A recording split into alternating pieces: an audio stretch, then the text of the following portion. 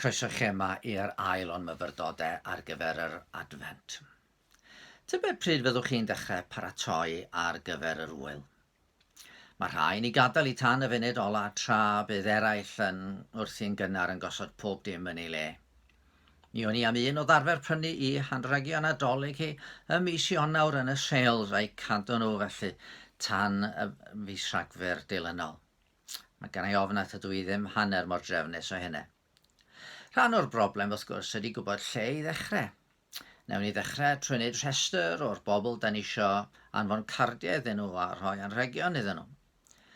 Neu beth am y gacen a pharatoi y pwdin Nadolig. A wedyn mae gynnon ni raddurniadau i feddwl amdanyn nhw. Mae cymaint o wahanol bethau i'w gwneud. Mae'n anodd gwybod lle i ddechrau weithiau. Ond wrth feddwl am hanes y Nadolig cyntaf hwnnw, ble gawn ni ddechrau?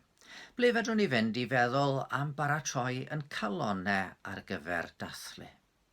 Ac mi gredai mae'r lle i gychwyn ydy yn y dechreuad. Mae llyfr cyntaf y Beibl sef Genesis yn cychwyn gyda'r geiriau yn y dechreuad. Yn y dechreuad creodd Duw y nefoedd a'r ddaear. Mae hanes y byd a hanes y Nadolig yn ymwneud â Duw, oherwydd ei fyd o ydy hwn, fo sydd wedi greu ac sy'n ei gynnal.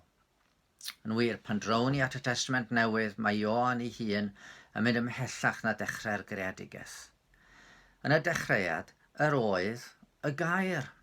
Yr oedd y gair gyda Duw, a Duw oedd y gair.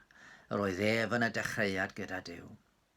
Un realiti mawr tragwyddol sydd, sef Duw ei hun, a hwnnw cyn pob dim, yn fwy na phob dim, yn wreiddyn pob dim. Yn wir, mae yn fwy na ni oherwydd mae o mor wahanol i ni. Mae o yn dri person o fewn yr un Duw. Y Tad yn creu y bydysawd trwy'r gair neu'r mab yn nerth yr ysbryd glân. Felly, heb Dduw, does dim byd arall yn bodoli. Cam cyntaf yn paratoadau ni yw gosod y Nadolig yng nghyd-destun stori fawr Duw. Nid dilorni ar yr hwyl a'r paratoadau eraill yr ydw i'n ei wneud yma, ond os gadewch chi Dduw allan o'r darlun, ydych chi'n llythrenol yn colli'r plot. Stori Duw ydy stori'r Nadolig. Ond mae hefyd yn stori dyn. Yn dechrau Genesis, da ni'n gweld Duw yn creu. Mae'n gosod trefn ar bethau, goleuni di'r peth cyntaf sy'n dod i fod, a fe allan ni aros yn y fan ohono i fyfyrio a meddwl be mae hynny'n ei olygu.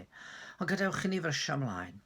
Mae'n creu pob peth yn ei dro, ac yn deud am y cyfan mae wedi'i wneud ei fod yn dda.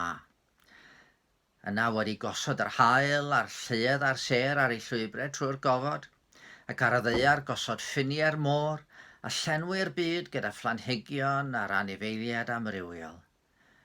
Mae'n creu'r hyn sydd i fod yn uchafbwynt o'r cwbl.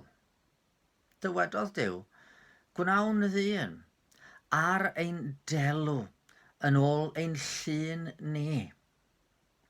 Rwy'n mae hwnna'n swnio chydig yn chwithig yn clustiau ni, ond nid problem fawr y byd ydy dyn. Y ddynoliaeth sydd yn gyfrifol am ryfeloedd, am gynhesu byd eang, am yr anhegwch sydd rhwng y cyfoethog a'r tlawd, y du a'r gwyn, yr abl a'r anabl.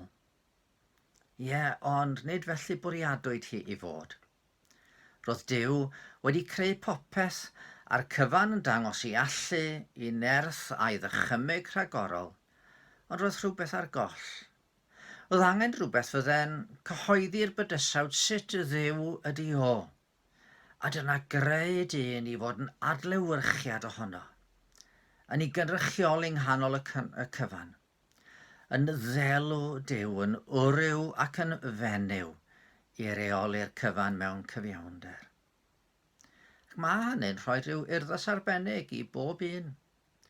Pan edrychwch chi ar bobl o'ch cwmpas, nid jyst pobl dyn nhw.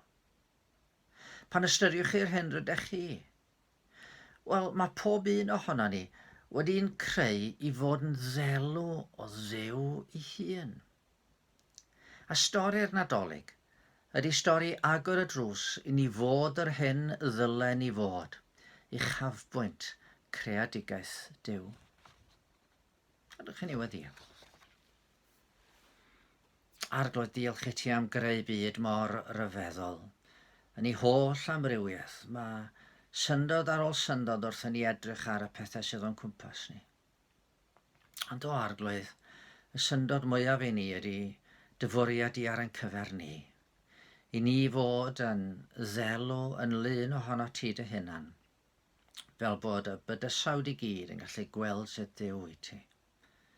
Maddau ni yn bod ni wedi disgyn mor bell o'r cyfan, a helpa ni o Arglwydd, heddiw, i dy roi ti yng nghanol yn paratoadau ar gyfer y Nadolig. Amen.